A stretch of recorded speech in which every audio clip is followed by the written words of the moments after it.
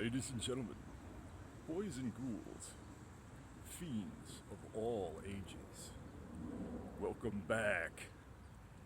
I'm Anarchy Ass. We are in Riverside, Illinois today, at the site of a very requested site on this show. We are at Harrington Park. It's a fairly large park right off of Harlem Avenue in Riverside, and it happens to be the site of the infamous T-Ball Massacre. This is sometimes referred to by locals as the T-Ball Slaughter Park. T-Ball Slaughter is another thing that people around here refer to that event as. I always think of it as occurring in the 1980s, but it actually occurred on May 5th, 1990. So it was the beginning of the 90s. And this shows you how memory can twist things, because I remember this when it happened. It was widely reported in the news. It was picked up by major news outlets, most notably the Chicago Tribune, who recently released a large amount of their back issues onto the internet. So I was able to get articles about this without having to pick through microfilm or shuffle through old newspapers, which is nice.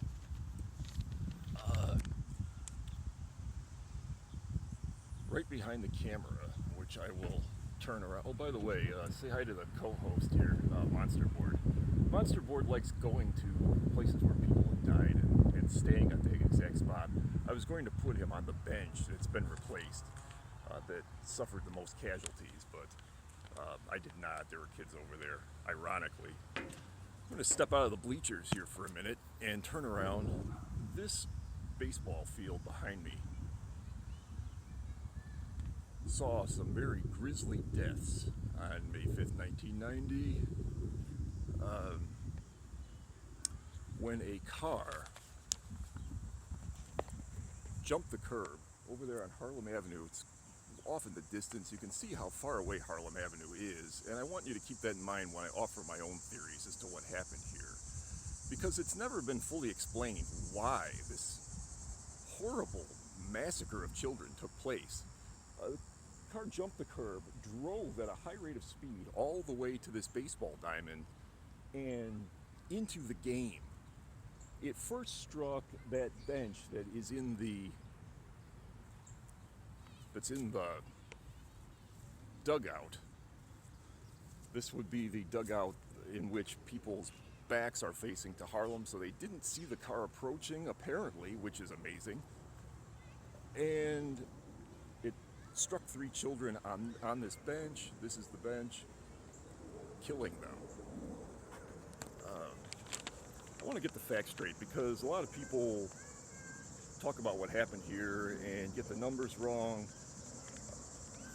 But unlike a lot of the things that I've discussed on this show involving local crime, a lot is known, because it didn't occur in the too distant past. 1990 was not that long ago. There were over 30 witnesses, estimated between 30 and 40 witnesses to this. So it's not steeped in lore. This isn't a theory. This is really real. 9 children were struck altogether. They were all 7 and 8-year-olds. And 3 of them were killed. A parent was also struck and hospitalized. So this car hit 10 people and proceeded, according to police reports, to just roll right through this field. It just kept going. And then turned towards the edge of the outfield here. This is where the car apparently turned around and then drove all the way back to Harlem, which again is pretty far distance. I am guessing that the car drove in between where this tennis court is and the field, either that or over the tennis court. It's possible that fencing was not around the tennis court in 1990. I really don't know. But at any rate, the car then proceeded to Harlem Avenue, back on Harlem, made a right turn, and accelerated half a block south, where it struck the McNeil Medical Building, which is still there. It's on the corner of Harlem Avenue and Ogden.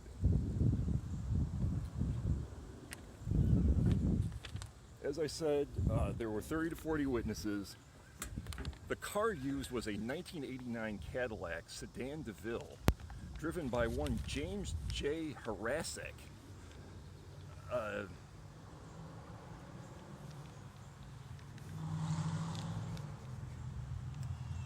According to the police reports, the car didn't leave any deep skid marks or deep tracks.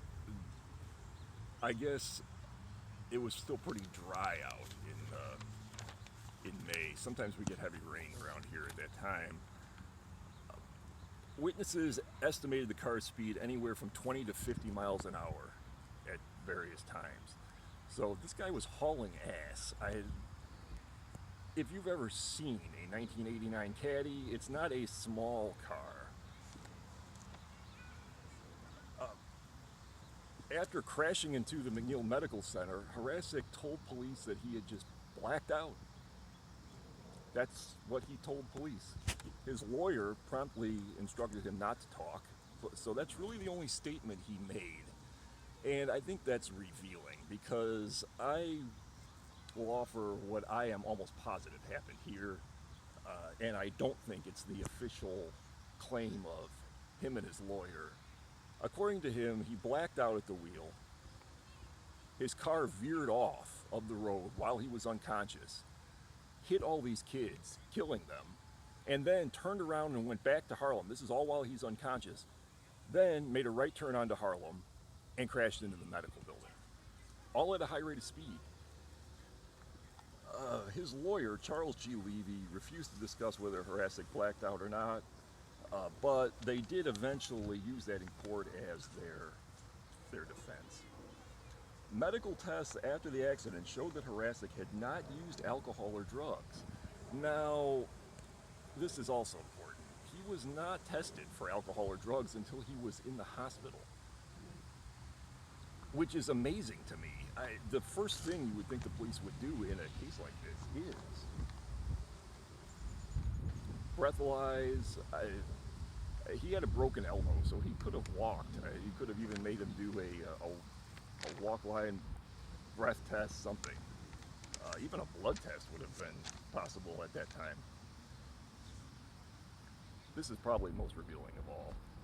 State records show that Harasik had been ticketed 5 times for traffic violations. In 1982, he was arrested for drunk driving, and also for driving off a roadway and battery of a police officer in Berwyn, where he lived before moving to Westchester. Folks, I am not Sherlock Holmes, and I don't want to bear false witness against my neighbor. This is a theory, but I really think that this guy was just completely wasted.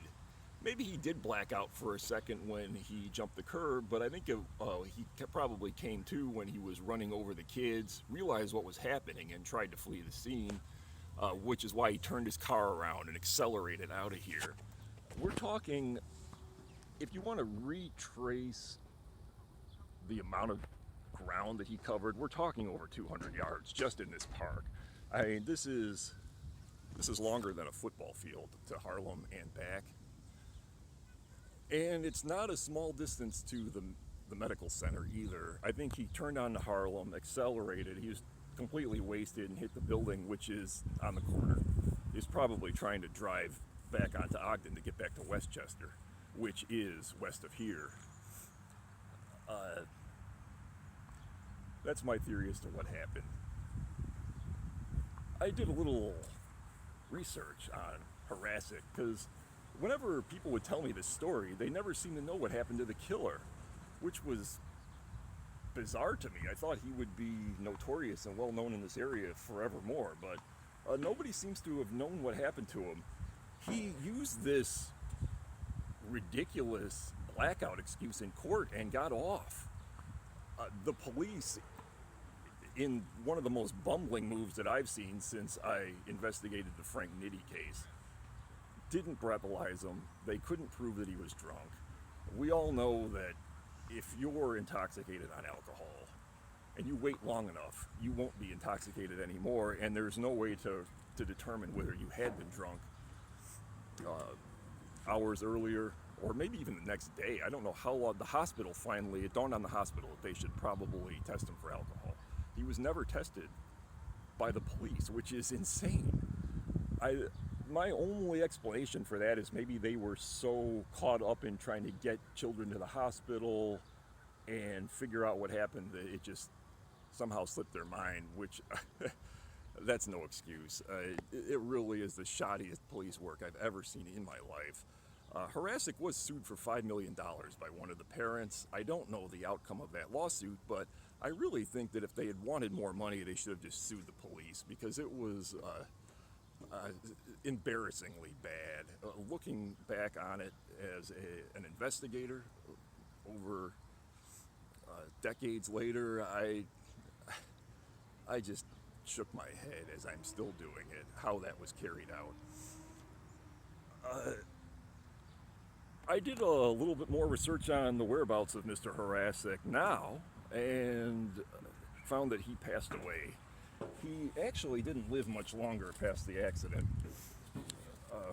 He died April 8th, 1993 at age 62. He was 59 at the time. I always thought of him as being an old man, but maybe that's why because I was a teen myself, and 59-year-olds seem ancient, which he was not young. But he's not around anymore to ask. I did look up his widow. I thought maybe she might have some insight, but sadly she too is gone, and she died in 2009. There's really nobody else. I did not contact his lawyer, Charles Levy. Charles G. Levy. Of course, lawyers are bound by confidence, but now that he's dead, I would think that the lawyer would be able to legally speak about this freely. I didn't contact him, though. Maybe I have more interest in this than most people, and I don't really know why. These kids would be almost 40 now, had they lived. I'm sure that they have family and friends, probably in the area, who would want to know what went down. And if you know anybody who witnessed this, or if you are Charles G. Levy and you have information, feel free to comment. I should state that it's okay to contact me on social media. You can message me anytime on Instagram, if you type Anarchy-S into Instagram, which a lot of you have done, to discuss these broadcasts and to suggest more. Really, any thoughts are welcome. I may or may not reply, but I will not discourage you from contacting me. That's really all I'm going to say about the T-Ball Massacre. I will say this. That slaughter really changed the way parks were,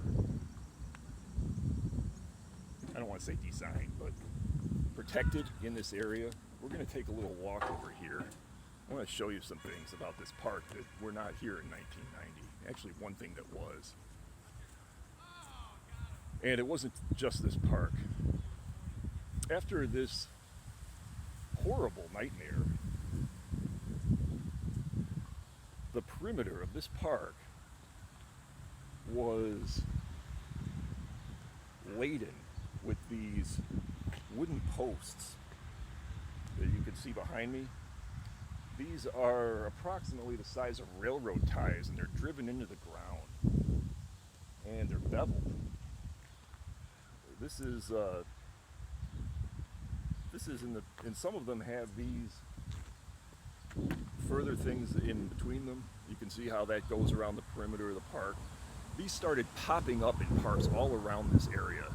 I remember Berwyn especially, which is absolutely laden with parks and which borders Riverside, started driving these things into the ground left and right. There was just a frenzy of it.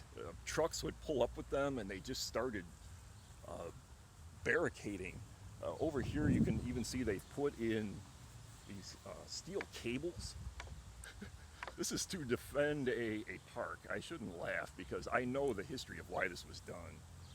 To anybody else, it may seem like overkill, no pun intended, but it really did become the norm for this area after the T-ball massacre. I should mention that T-ball, for those of you who don't know what it is a form of baseball for young children who can't hit a pitched ball yet. And basically the home plate is fitted with a huge tee, almost like a golf tee, only it's waist high to a child, and it's much larger. It looks almost like a big pipe coming out of the home plate, and they hit the ball off of this thing and run. There is still a pitcher, a fielder on the pitcher's mound, but he doesn't throw anything.